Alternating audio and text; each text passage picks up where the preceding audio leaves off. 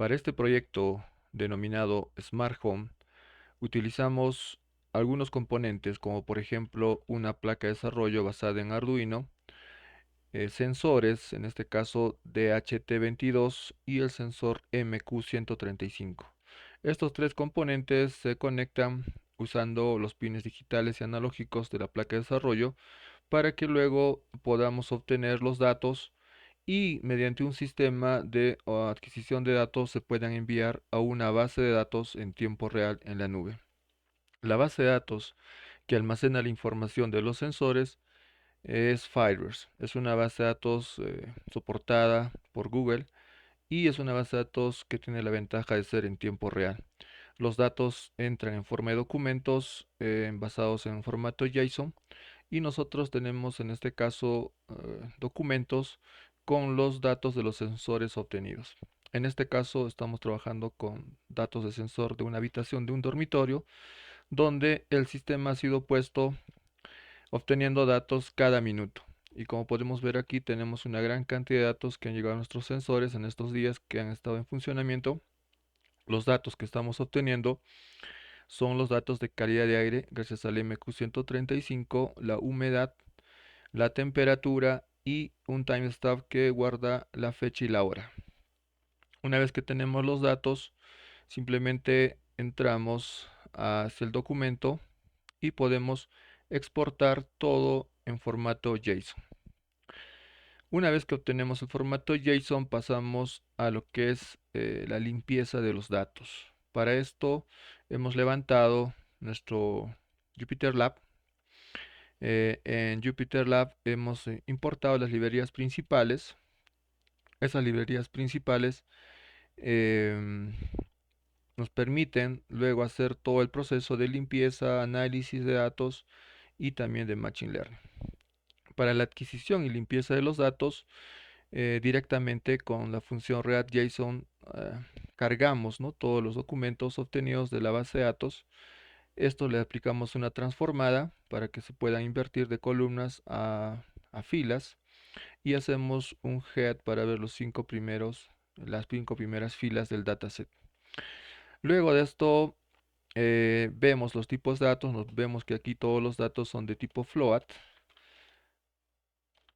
y que tenemos hasta el momento 5271 datos y 4 columnas en nuestro dataset hasta el momento de grabarse este video. Y verificamos si tenemos datos nulos dentro de nuestro dataset.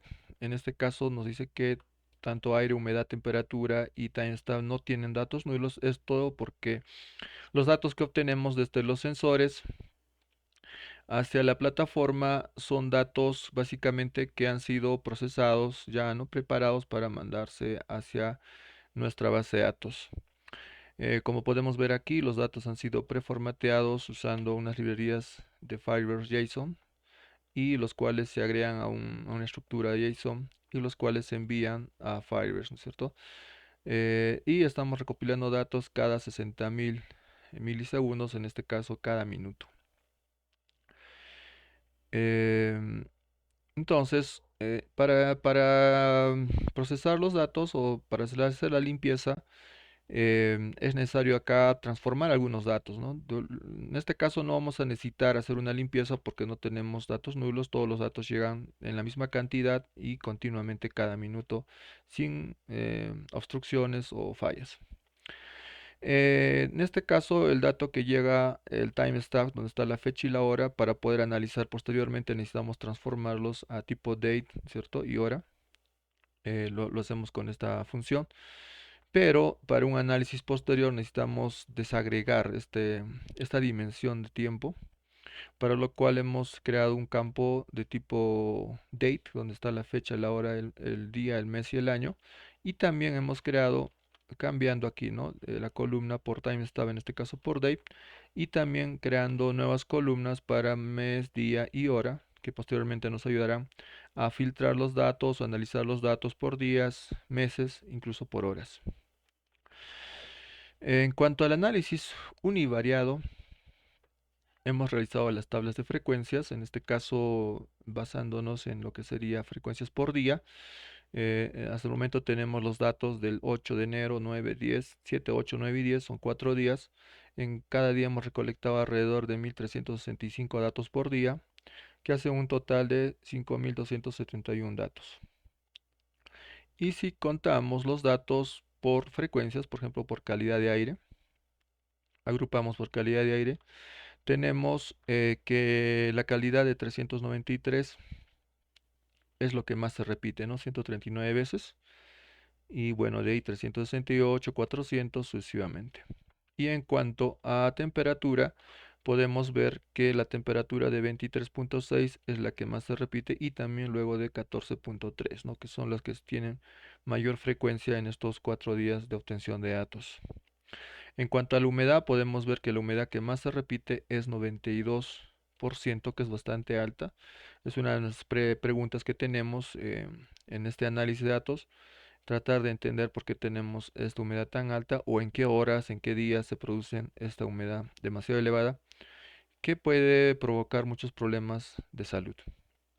Entonces tenemos las preguntas que nos hemos planteado: máximos, mínimos de temperatura, ah, cuánto baja la temperatura por las noches, cuáles son las horas con las temperaturas más altas y más bajas, cuáles son las horas que se presenta humedad alta o baja, ¿no? Y así tenemos también de correlación, de calidad de aire.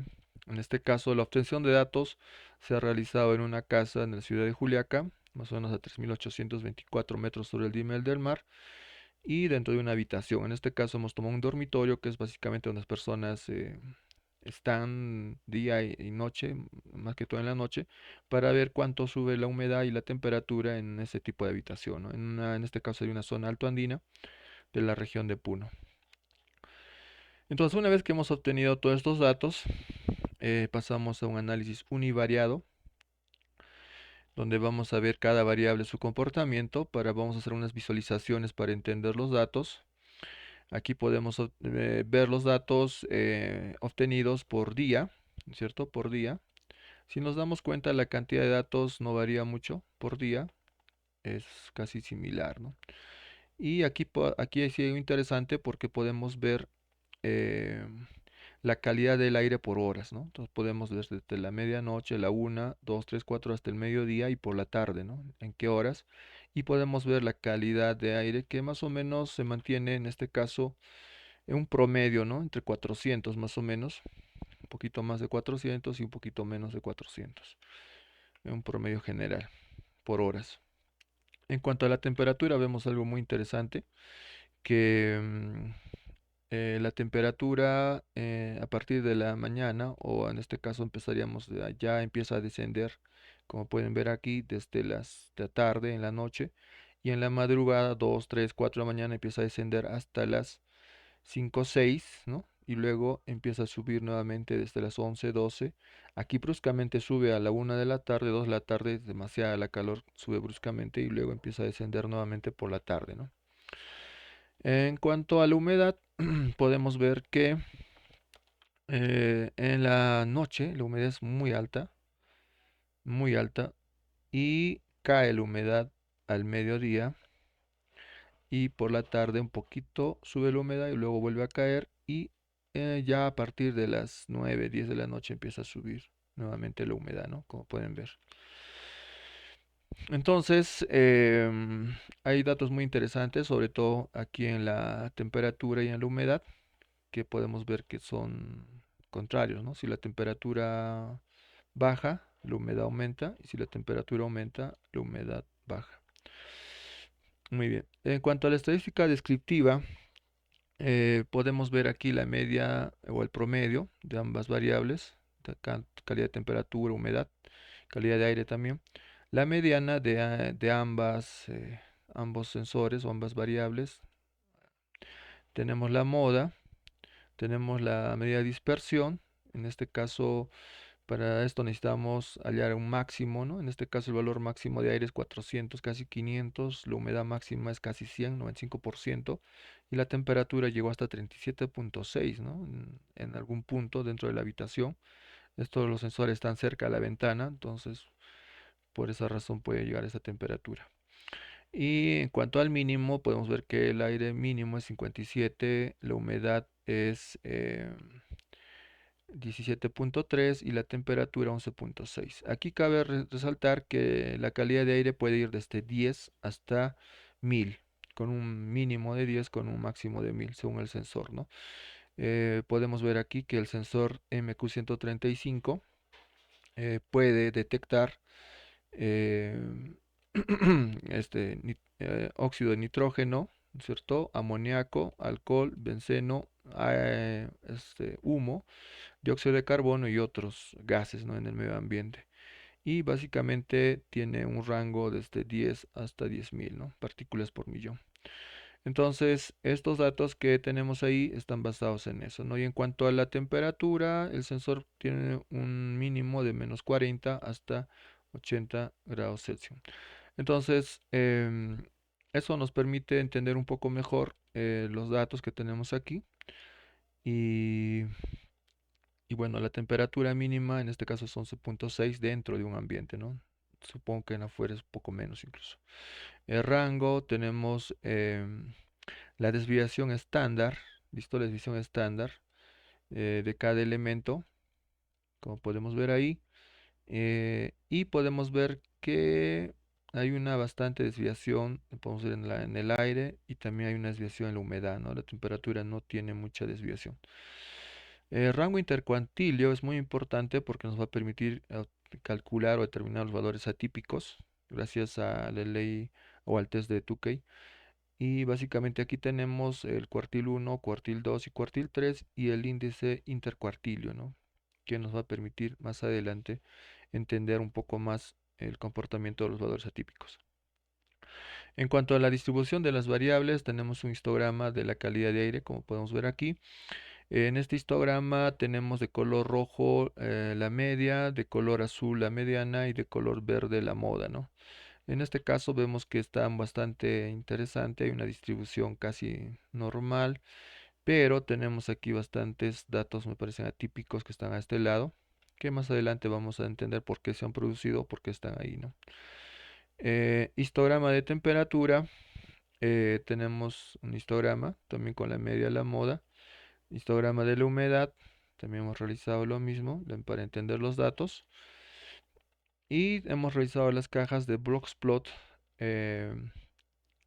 con lo que sería la calidad de aire, con la variable calidad de aire, y nos damos cuenta que en total los datos en general tenemos bastantes aquí datos atípicos, outliers, y he tratado de entender por qué se producen estos outliers y básicamente en este gráfico tendríamos la explicación.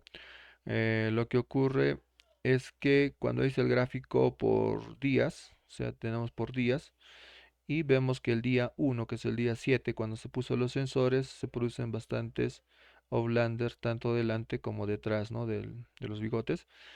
Entonces, yo buscando en la literatura he logrado ver que estos sensores necesitan una calibración, ¿no? Esa calibración tiene que ser de 24 a 48 horas, básicamente. Y como podemos ver en esta investigación, aquí básicamente dicen, ¿no? Que hay que tener bastante cuidado en estos sensores, ya que por lo regular necesitan de 24 a 48 horas un precalentamiento, ¿no? Entonces, básicamente una razón por esto me parece que es básicamente por eso, ¿no? Entonces, una de las cosas que vamos a hacer más adelante es eliminar este día 7, y solo considerar el día 8 y 9 y 10, ¿no?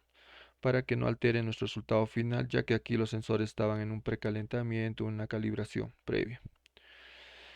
Muy bien.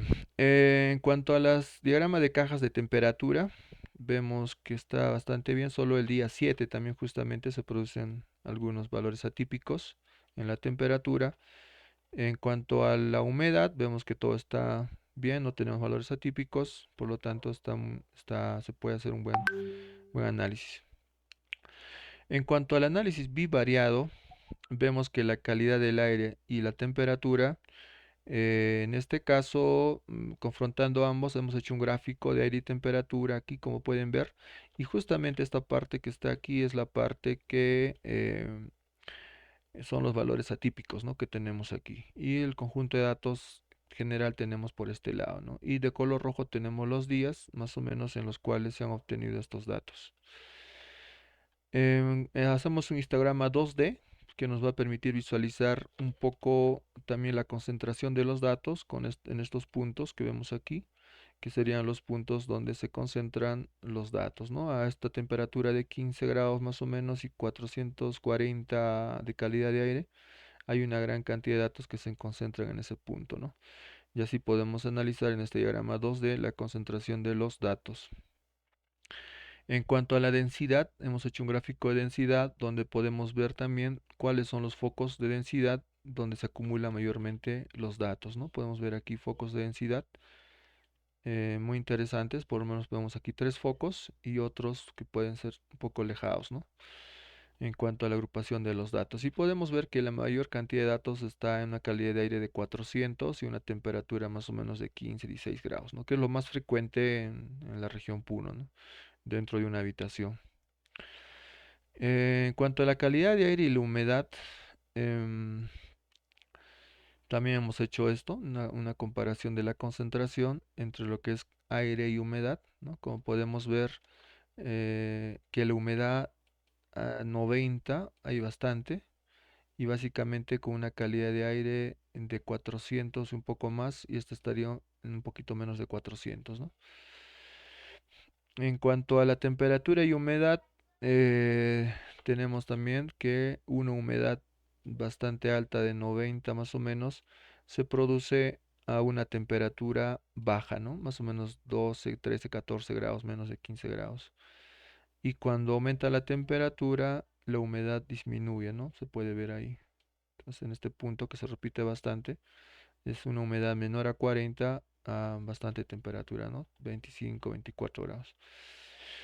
En cuanto a las relaciones entre las variables, empezamos con la correlación. Tenemos aquí un gráfico de los puntos de temperatura y humedad, cómo se distribuyen. Y podemos ver ya que existe una especie de correlación, ¿no? Entre estos datos de temperatura y humedad. Es una correlación negativa, ¿no? Podemos ver aquí. Si fuera positiva sería, parece, es en el otro sentido, ¿no?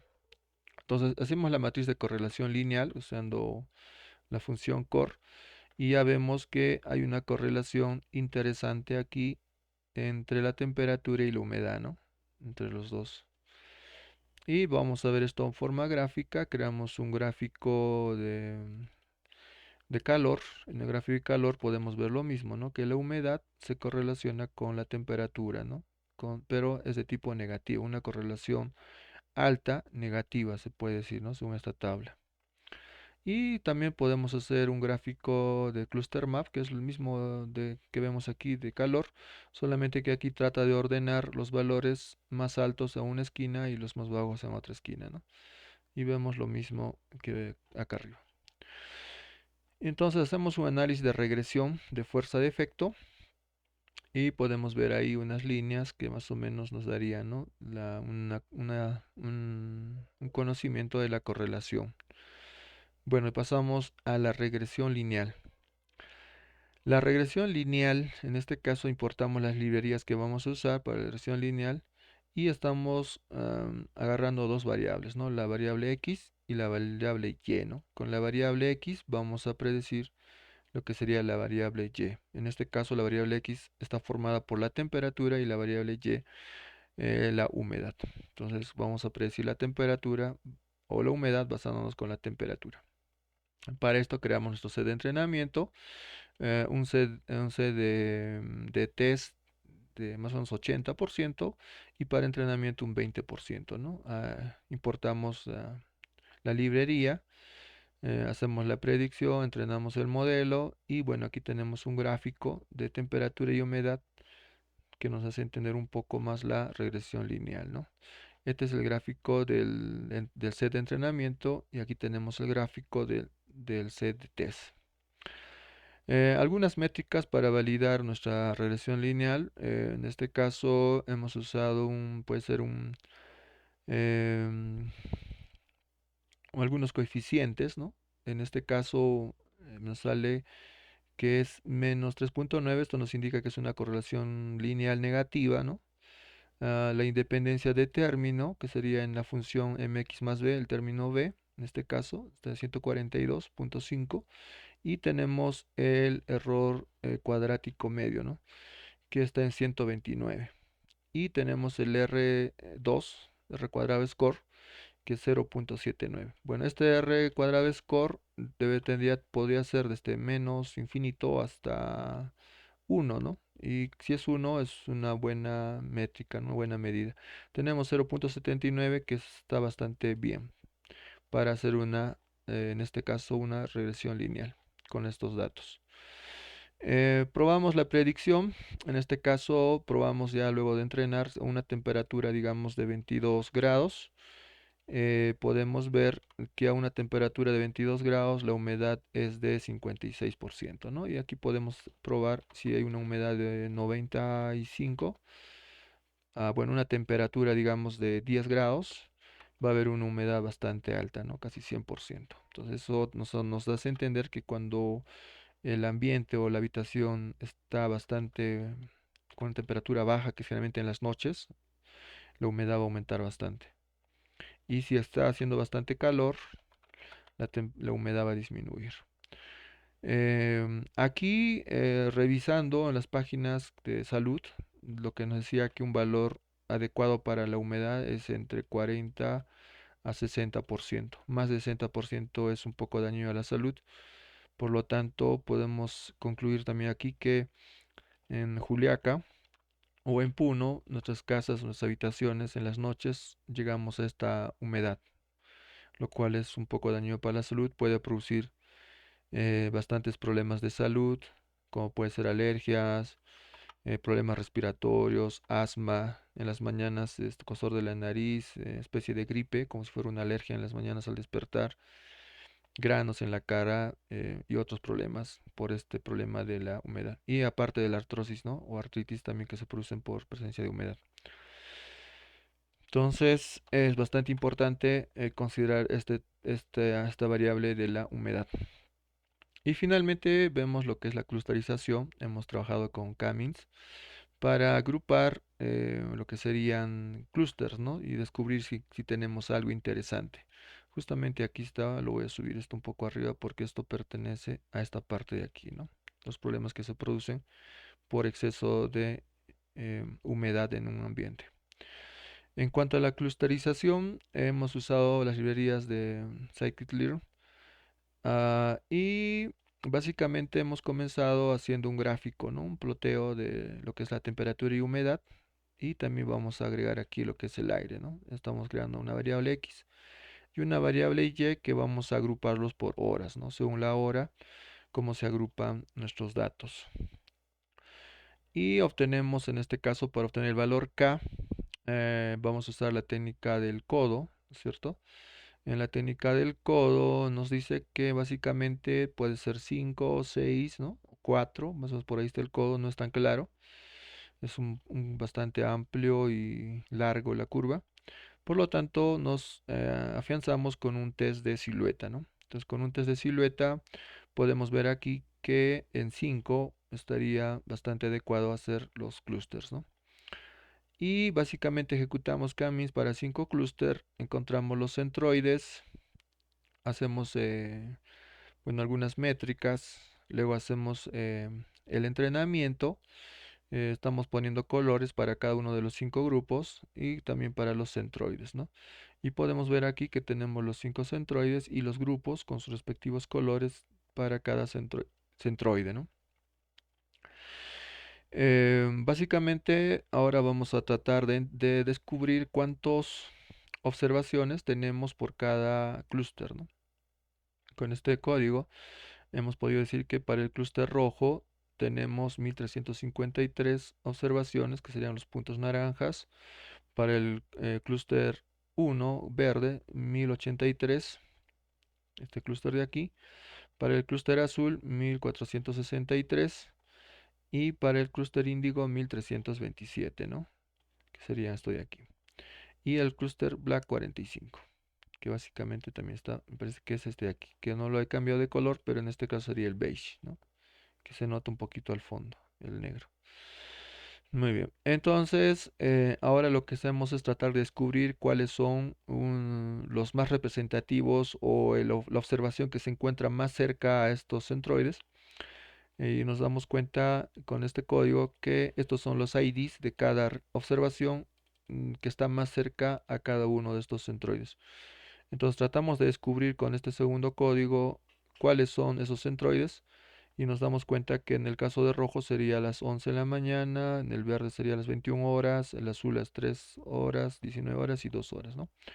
Y finalmente vamos a probar nuestro modelo pasando una temperatura de 15 grados, una humedad de 60 grados y una calidad de aire de 200. Y vamos a predecir con esto, vamos a, mejor dicho, clasificar, ¿no? Vamos a clasificar y nos dice que para una temperatura de 20 grados, en este caso le vamos a poner aquí 20 grados y una humedad de 60, la calidad de aire de 500, en este caso nos ponen al grupo 2, ¿no? Grupo 2. Entonces en este caso el grupo 2 sería verde, estaría aquí, ¿no? Pero si cambiamos, esto vamos a cambiar como estaba anteriormente, 215 y vamos a probar que nos manda al 4, ¿no? Que sería el black, ¿no? Esta parte de aquí, el black. Y básicamente eso se produce 0, 1, 2, 3, 4 a las 19 horas más o menos, ¿no? Estaría agrupándolo esa observación que estamos creando. Esto es todo el análisis que hemos realizado. Aún nos falta mejorar, el tiempo es bastante corto. En la siguiente prueba estaríamos eliminando el día 7 que tiene bastantes problemas en cuanto a lo que serían los valores atípicos y vamos a eliminar de nuestro análisis todo lo que sería el día 7. Solo vamos a trabajar con los siguientes días, ¿no? Para poder hacer, a ver qué cambia análisis o mejora o cuál es lo que se obtiene eliminando ese día 7 que básicamente los sensores estaban calibrándose, estaban precalentándose. Muchas gracias.